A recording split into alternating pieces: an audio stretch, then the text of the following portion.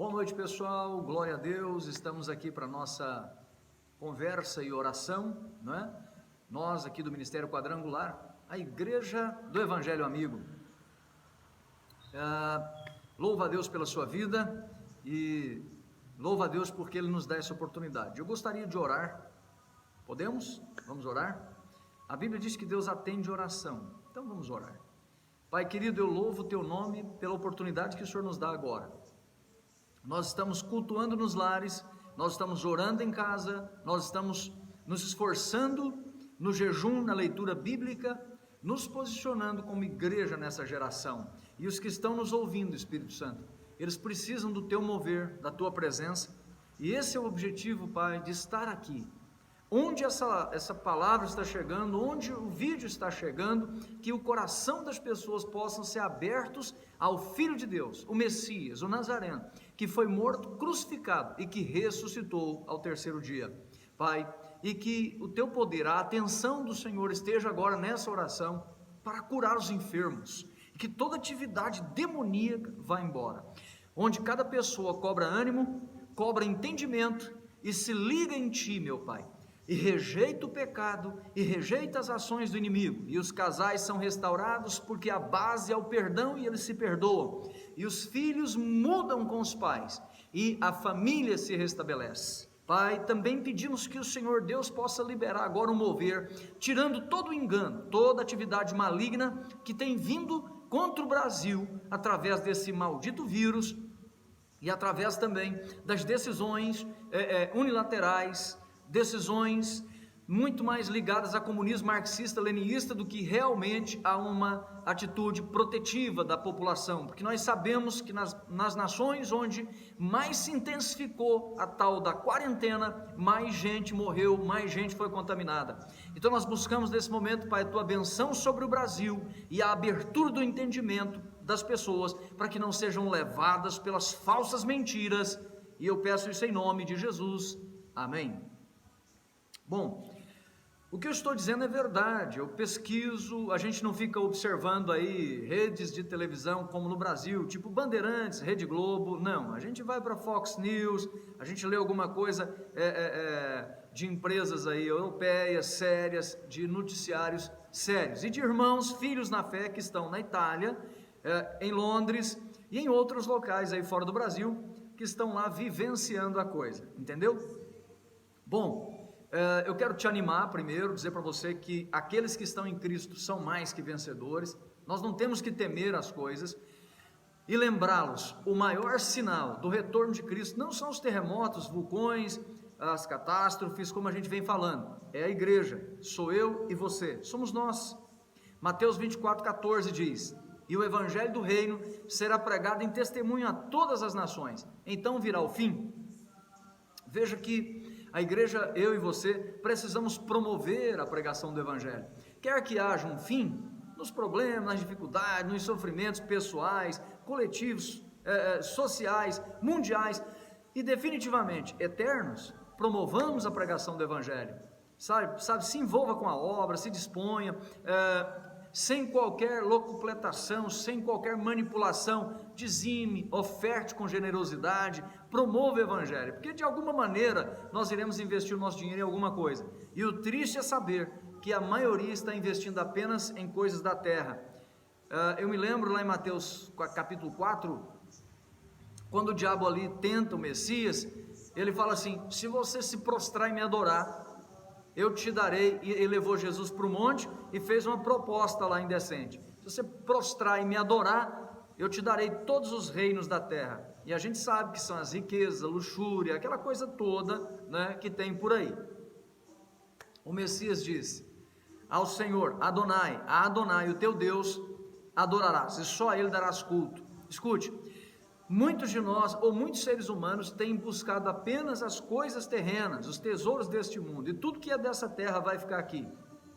Tudo. Por exemplo, a água que a gente ingere, logo tem que devolver, a comida, tudo que a gente tem dessa terra fica aqui.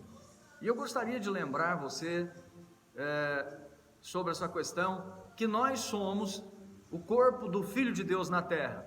Quando ele veio a primeira vez, aquele corpo chamou-se Jesus, ou Yeshua, Yahushua, tem muitas formas de pronunciar aí, mas em português a transliteração é o Senhor Jesus Cristo Nazareno, ok? Agora o corpo chama-se igreja, sou eu e você, e nós temos uma missão, o maior sinal dessa terra somos nós. Em Mateus 5, a partir do versículo 11, o Messias diz, a Bíblia dizendo, vocês são a luz do mundo, o sal da terra. Então nós somos esse sinal. Agora, se nos omitirmos nesse momento, se a gente aceitar as más notícias, se a gente não se posicionar, se a gente ficar recluso, queridos, não vai adiantar nada. Aí eu volto para o assunto inicial, né? As nações que mais se fecharam em quarentena foram as que mais tiveram problemas. Você viu falar de alguma... por exemplo, Coreia do Sul não entrou em quarentena. Você viu falar de algum problema com a Coreia do Sul? Não, né? E está vendo o nosso Brasil? Mais de 50% das pessoas que foram contaminadas já estão curadas, porque tem tratamento, porque Deus ouviu as orações e está operando, abençoando o nosso presidente. Desculpa aí, gente, pelo motoqueiro. Abençoando o nosso presidente, fortalecendo a nossa nação. Agora escute, existe uma missão da igreja, eu quero falar sobre isso, a mensagem da igreja, a missão da igreja, e que eu e você não podemos nos omitir nesses dias. Escute, a nossa nação não pode parar, nós precisamos agora mirar os governadores, a maioria deles está contra o governo. Lembra que eu falei outro dia numa live, que os deputados federais, o Senado, o STF e os governadores estavam armando, tramando, aproveitando aí o Covid para poder surrupiar o governo e pegar bilhões. Tem eleições agora, prestem atenção, igreja, povo brasileiro, esse é o momento que a igreja precisa se posicionar. Nós temos que dobrar os joelhos, sair fora dessa mídia maligna que tenta contra a família tradicional, que mente descaradamente, que tenta destruir, que tenta prejudicar a maior autoridade da nação, e a Bíblia diz que a gente tem que abençoar as autoridades. Rede Globo e Bandeirantes estão amaldiçoando as nossas autoridades, a principal delas em relação à política, que é o presidente da república. A igreja precisa abençoar o presidente, nós precisamos abençoar todos os líderes, mas principalmente o nosso presidente. Então vamos lá, por quê? Porque o Congresso se uniu e quer obrigar o governo aí a liberar 90 bilhões de reais, o que foi roubado nos últimos 30 anos resolveria o problema do Brasil. Já temos grandes vitórias, frutos da oração e do voto correto do brasileiro, mas agora é hora de nos posicionar e orar contra esses governadores, contra esse Congresso que tenta lesar o país e que tenta impedir a igreja de avançar com essa falsa quarentena, que isso aí parece muito mais greve geral para implantar aí qualquer outra coisa, menos proteção. Basta fazer a asepsia direitinho, tomar os cuidados, que Deus cuida do restante, ok? E esse vírus aí, e qualquer outra catástrofe que vier, é justamente em resposta àquilo que a humanidade tem feito, cada vez mais se distanciando de Deus, cada vez mais indo para os ídolos, para as paixões mundanas, e nós precisamos rever essas coisas. E eu volto a dizer, a maior parte dos pregadores no Brasil, a maior parte de nós pregadores, não temos tido autoridade para chegar diante desses políticos e falar, assim diz o Todo-Poderoso, e ser respeitado. Boa parte tem se envolvido de forma indevida com a política para obter dividendos. Precisa mudar isso em nome de Jesus, amém? Vamos para a palavra de Deus, livro de Atos, no capítulo de número 9, no versículo de número 18, diz assim: imediatamente algo como escamas caiu dos olhos de Saulo, e ele passou a ver novamente. Levantou-se e foi batizado, e depois de comer, recuperou as forças. Então Saulo passou vários dias com os discípulos em Damasco. Logo começou a pregar nas sinagogas que Yeshua é o Filho de Deus, que aquele que foi crucificado é o Filho de Deus, o Salvador. E todos os que o ouviam ficavam perplexos e perguntavam, mas não é ele o homem que procurava destruir em Jerusalém aqueles que invocam o nome do Messias? E não veio para cá justamente para levá-los presos aos chefes dos religiosos, sacerdotes? Todavia Saulo se fortalecia cada vez mais e confundia os judeus que viviam em Damasco, demonstrando que Yeshua é o Messias, que o Senhor Jesus Cristo é o Messias. Bom, entenda uma coisa, eu quero transmitir para você que está ouvindo essa live, essa palavra. A igreja tem uma missão poderosa: mostrar que o Filho de Deus veio à terra, foi crucificado, entregou a vida dele lá na cruz e ressuscitou. Ele está vivo, ele é o Salvador. Ninguém pode ser salvo, ter vida eterna sem ele. Ninguém pode ser salvo eternamente sem o Salvador, que é Cristo. Paulo, ou Saulo, era um perseguidor da mensagem, era um perseguidor dos cristãos, porque ele estava enganado pela falsa religião. Ele tinha sido ensinado de maneira errada. Ele havia sido ensinado numa doutrina religiosa que acreditava em várias coisas, entre elas reencarnação, purgatório, que acreditava em quase tudo, menos na salvação pela fé no Filho de Deus, na autojustificação por alguma forma, por algum meio. Muitas pessoas estão assim hoje, até mesmo dentro da igreja evangélica. Eles acreditam na sua própria justiça. Não é a nossa própria justiça, não é pelos nossos atos de bondade que seremos salvos, mas por aquilo que Jesus fez. Então, mediante isso, muita coisa precisa mudar em nossa vida. Nós precisamos acreditar que Deus nos perdoa porque Jesus pagou o preço. Quando Saulo ia de Jerusalém para Damasco, em função de prender os cristãos, em função de manietá-los e levá-los a julgamento, a Bíblia nos diz que na maior força do sol, durante o dia, lá no deserto, uma luz do céu tomou o lugar, rodeou Paulo e os que com ele estavam. Ele cai do cavalo, alguns dizem da mula branca, ele cai do cavalo ali, e ali Cristo fala com ele: Saulo, Saulo, por que você me persegue? E Saulo responde: quem é, Senhor? Quem é? E o Messias diz: sou eu, o Messias, Yeshua, o Nazareno, a quem você persegue. Agora entenda, Paulo estava perseguindo quem literalmente? A igreja. Lembra que no início eu falei que a igreja agora é o corpo do Filho de Deus na terra e que ela tem uma missão? A Bíblia diz, ali nos versículos anteriores ao 18, onde nós lemos, versículos 15, 16, 17, que Saulo então é levantado pelos soldados que ouviram a voz, mas não entenderam nada, é levado para Damasco. Resumindo, Deus dá uma visão para ele que ia chegar um rapaz chamado Ananias, ia orar por ele. Deus então fala com o Ananias, que coisa tremenda, né, irmão? Já pensou você ouvindo a voz de Deus? Não nesse ponto de vista de hoje em dia, que o povo hoje acha que profecia é ficar adivinhando o futuro dos outros. Não é isso não. Quando Deus fala, Ele fala agora pelo Filho. Então tudo que Deus for falar com alguém agora tem a ver com Jesus. Não tem a ver com quem você vai casar, com se vai ficar rico, vai ficar pobre, se vai dar certo, isso vai dar certo. Não, porque a Bíblia já deixa claro o que é que nós temos que fazer para as coisas darem certo. Obedecer a palavra de Deus, ser fiel à lei de Deus, andar pela fé, andar com Deus. Não se iluda. Não tem ninguém poderoso. Todo poderoso é Deus. Aquela história, você crê em milagre? Não. Eu creio no Deus que opera milagre. É diferente, né? Então vamos lá.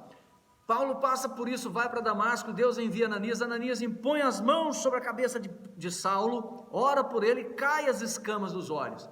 Irmãos, antes de Saulo começar a pregar, precisou acontecer tudo isso. Ele precisou ouvir a voz do Messias, ele precisou ficar cego para ter uma noção de que aquela antiga maneira de crer deixava ele sem capacidade visual das coisas espirituais. Tem muita gente assim, acha que está andando com Deus, mas está na religião, não consegue enxergar as coisas espirituais, não consegue ver o valor da intercessão, da oração, nem pede oração mais, nem dá valor quando, quando alguém vai orar. Precisa mudar isso. Depois Paulo é guiado até Damasco. Ele que ia com autoridade total para guiar alguém à prisão, agora ele é guiado, porque ele não podia andar com as próprias pernas, sabe? Isso fala do discipulado, de forma assim muito na margem, mas mostra um discipulado. No começo da fé, a gente também anda com quem às vezes nem conhece tanto, mas a gente é guiado a alguém que tem mais experiência, até que a gente vai amadurecendo. Chega Ananias, impõe as mãos sobre a cabeça de Saulo, e ali as escamas caem. Saulo em jejum e oração, coisa que muitos cristãos hoje não andam fazendo, né? Não jejuam, não oram. Tem, aliás, uma interpretação errada sobre jejum também, né? Eu vou jejuar para Deus fazer isso. Jejum não é uma arma na nossa mão para colocar Deus refém. Jejum é uma arma nas mãos de Deus, porque o jejum vai quebrantar a gente, vai amadurecer e vai aumentar a nossa fé. Quando Jesus foi chamado para curar um menino lá ali em Marcos 6, 7, pode ler lá depois, se não me falha a memória, Marcos 7, 25 em diante, não estou lendo aqui, depois você confere lá no Evangelho de Marcos. Os discípulos não puderam expulsar o espírito imundo que causava aquele mal, aqueles desmaios. Aí o pai do menino chega em Jesus e fala assim: me ajuda nessa minha falta de fé. Aí Jesus conversa com ele ali, ele fala assim: Senhor, se tu podes. Jesus diz: se tu podes, tudo é possível ao que crê. Entende isso? Crê em Jesus. Então essa é a chave para tudo. Você quer vencer na vida? Tudo é possível ao que crê, porque se você acredita, você vai buscar até alcançar. Mateus 7, 7 em diante. Busca, peça, recebe, busca, encontra, bate a porta, se abrirá. São 3 níveis de oração, depois eu falo sobre isso. Mas vamos lá, tudo é possível ao que crê. Aí ele fala, os discípulos falam: por que nós não podemos, aquela coisa toda. Aí ele diz: olha, existem certas coisas que você só expulsa com jejum e oração, para falar no jejum. Aí tem muita gente que pensa que ele está falando dos demônios. Demônios você expulsa com jejum e oração? Não, demônios você expulsa em nome do Filho de Deus, em nome do Cordeiro. Então que casta é essa que ele estava falando? A casta da incredulidade. O jejum vem para destruir a incredulidade. Eu jejum e eu oro para destruir a incredulidade. Eu vou para a palavra de Deus, eu vou para a oração, eu vou para o jejum e vai embora a incredulidade. Aí eu expulso os demônios, entendeu? Então Saulo ali no começo da fé, ele orava e jejuava. Para quê? Para poder crer, porque ele não cria, a fé dele estava errada, ele era enganado por uma falsa religião, que tinha dinheiro, tinha poder, tinha status. Lembrando que status não move Deus, servos movem Deus.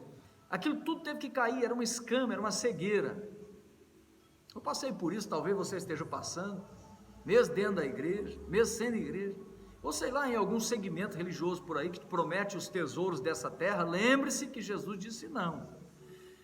Deus é que nos prospera verdadeiramente à medida que a nossa fé vem, que as escamas dos olhos caem e a gente recebe oração, discipulado, intercessão, ok? E aí diz a Bíblia que ele recebeu, verso 19: imediatamente algo como escamas caíram dos olhos de Saulo e ele passou a ver novamente. Levantando-se, foi batizado, comeu, recuperou as forças. Beleza, aí ele passou a pregar. Ele passou a pregar que o Senhor Jesus Cristo Nazareno é o Salvador, o Filho de Deus, o Messias, que devia vir ao mundo, o Salvador seu e meu, de todas as pessoas. Essa é a missão da igreja. A Bíblia diz, então, logo começou, verso 20, capítulo 9 do livro de Atos, logo então Saulo começou a pregar nas sinagogas que o Senhor Jesus Cristo Nazareno é o Filho de Deus. Irmãos, à medida que a gente crê, o próximo passo é viver e pregar o Evangelho. Isso vai confundir as pessoas que antes nos conheciam, na socialite, na empresa, na rua, no trânsito. Amém, gente? A gente precisa demonstrar os sinais da nossa conversão, parar de ficar olhando para os problemas e olhar para Jesus. Não é aquela história, conta para Jesus, conta para o seu problema o tamanho do seu Deus, desculpa, tá? Não é isso não. Eu estou falando sobre realmente deixar de ficar olhando para os problemas e olhar para Jesus. Independente de resolver ou não, vamos pregar o Evangelho, vamos viver e pregar o Evangelho. Essa é a missão da igreja. Eu vim hoje aqui desafiar você a pregar o Evangelho, a se despertar, a pregar com a sua vida, com o seu testemunho, a promover isso com as suas finanças, a promover com o seu tempo. Irmãos, um dia lá no céu, nós vamos colher o que plantamos aqui. Ele começou a pregar. Do verso 24 até o verso 22, diz que ele confundia as pessoas diziam, mas ele não estava perseguindo o caminho, quer dizer, esse povo aí que acredita no Messias, agora ele passou para o lado deles, como é que é isso? Muita gente vai ficar às vezes confuso, quando vê você levando a sério o Evangelho. Falar nisso, amanhã de manhã, 7 da manhã, pela Canedo FM, tem nosso programa de rádio, 87,9, né? Uma programação abençoada. Ouve lá, vai ser bênção para você também, tá? Paulo começa a pregar e começa a confundir as pessoas.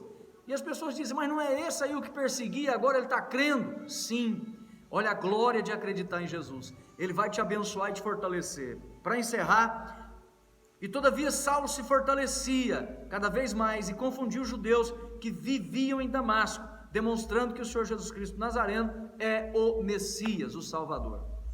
Escute, a coisa que deve te alegrar mais do que tudo, e a mim, é o fato de você acreditar que Jesus é o Messias e o Salvador. Não adianta a gente ganhar o mundo inteiro, ter tudo o que a gente imaginar do bom e do melhor dessa terra, viver lá em Dubai, onde você imaginar, e não ter essa fé, porque essa vida vai passar depressa. É Ele que nos livra do Covid, é Ele que nos livra de toda a maldição, é Ele que nos livra do inferno, é o Salvador. Por isso que está escrito, Deus enviou o seu Filho, porque amou o mundo de tal maneira, enviou o seu Filho, unigênito, para que todo que nele crê, não pereça, mas tenha vida eterna.